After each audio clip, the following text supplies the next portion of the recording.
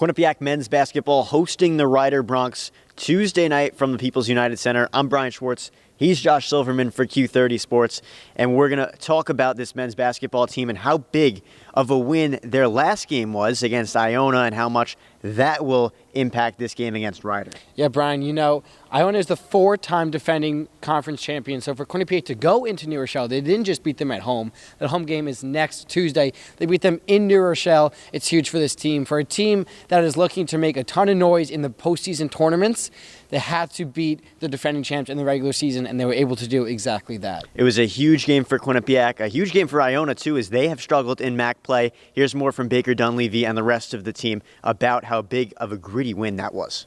I think anytime you know the history of a program and what's going on in this league, I mean, as coaches and players, we know. And I think more than anything, we just have great respect for Iona. So when you can beat a team on the road that you respect like that, you know, I think it's kind of it's a confidence builder for you going forward as long as you use it the right way. I think we all came together and kind of got it done at the end. We were down 4 with maybe 2 minutes left, and we kind of fought and was able to get a win. I think I had a pretty offensive night, and it's kind of good to be able to get a win on a night like that. I think that gave us plenty of confidence. You know, most of the time we are hit shots as a unit, but that game showed us that we have some toughness that we could bring to the table on the defensive end. That gave us a little edge to our team that can help us.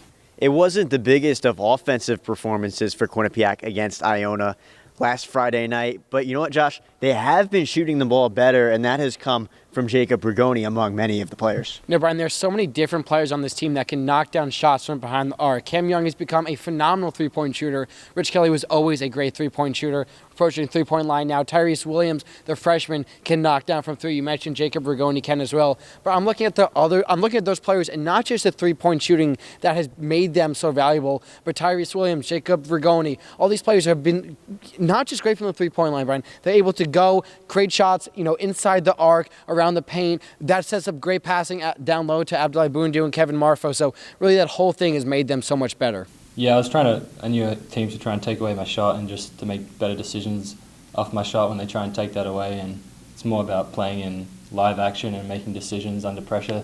Last year I probably struggled to do that when teams took my shot away. I was sped up, and now I'm trying to be more poised and just make my reads off the skill set that I have.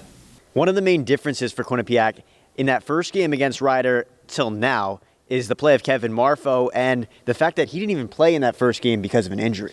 Now, Brian, Kevin Marfo approaching where he gets most of his rebounds. He brings such a versatility to this team. First of all, they only have two bigs on the team, him and Abdoulaye Bundu. So Kevin Marfo coming back allows people to go back to their natural positions. Jacob Rigoni played a lot of 4, maybe even 5 in small ball lineups to give Abdoulaye Bundu a rest. So Kevin Marfo coming back and being healthy not only helps the Bobcats in terms of rebounding, both on the offensive and defensive ends, but it gives Abdoulaye Bundu a break, and the two of them have been huge for Quinnipiac so far this season. I think we have improved. Obviously, getting that extra body back in Kevin Marfo, who was injured, helps a lot. I think we had a lot of guys playing out of position, and admirably so. But I think that helps a lot. I think everybody's way more comfortable in their roles, understanding what we want from them, how to be aggressive within this league. So, as time goes by, you hope just like now, the team we are now compared to what we are in the MAC tournament, we hope there's improvement there. So I think we have. I think we played them pretty tough throughout the entire game. We kind of got out-rebounded, so that's something we've been emphasizing, through in film and through the week, just being able to hold our tags and, secure the rebounds. And finally, a prediction. We need one for this game, right? I think Quinnipiac wins. I really do. They only lost to Rider by a couple points when it was at Rider. So home and their home court coming off a win against Iona, I think they win 72-67. Yeah, the fact that the first game was so close without Kevin Marfo, I think adding him back in there, having all the experience that the guys talked about in the press conferences today, I think that will lead to a Quinnipiac victory. I'll say 72-68, Quinnipiac wins it.